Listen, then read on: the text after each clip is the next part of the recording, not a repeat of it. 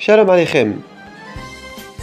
Nous lirons ce Shabbat la paracha de Hukat, qui évoque au début le décret de la Torah de la vache rousse. Mais permettez-moi de me concentrer sur un autre événement capital de cette paracha, en l'occurrence le décès de Myriam et le manque d'eau. Rappelez-vous, les Béné Israël sont condamnés à errer dans le désert pendant 40 ans.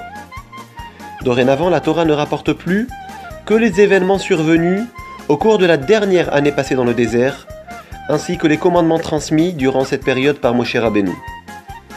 En effet, Myriam la prophétesse n'entrera pas en terre d'Israël, et à son décès, disparaîtra avec elle le puits d'eau, puisque c'est par son mérite que le peuple a bénéficié de ce puits miraculeux qui l'a accompagné tout au long de son voyage dans le désert.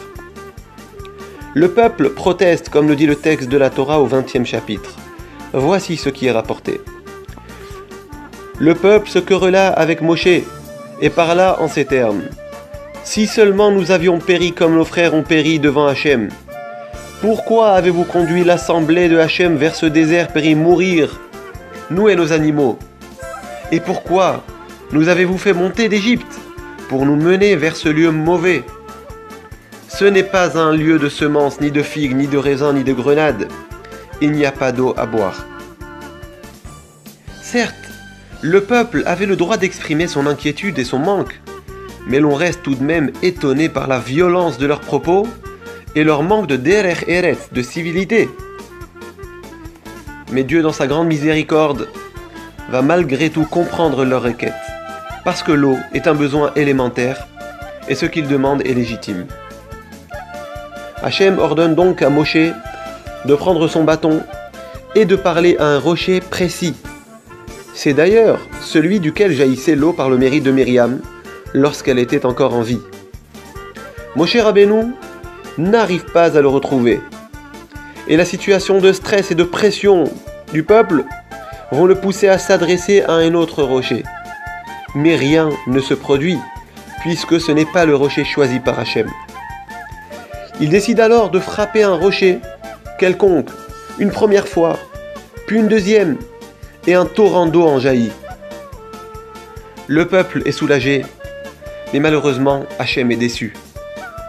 Selon certains commentateurs, notre maître Moshe aurait dû faire preuve de patience et ne pas se mettre en colère contre le peuple. Il aurait commis une erreur de jugement en frappant le rocher. Les mots de la Torah sont terribles, et la sanction l'est encore plus. Ya'an lo he'ematem bi lehakdisheni le'ene bene Israël. Ce qui veut dire, puisque vous n'avez pas cru en moi pour me sanctifier aux yeux des enfants d'Israël, aussi vous ne mènerez pas cette assemblée vers la terre que je leur ai donnée.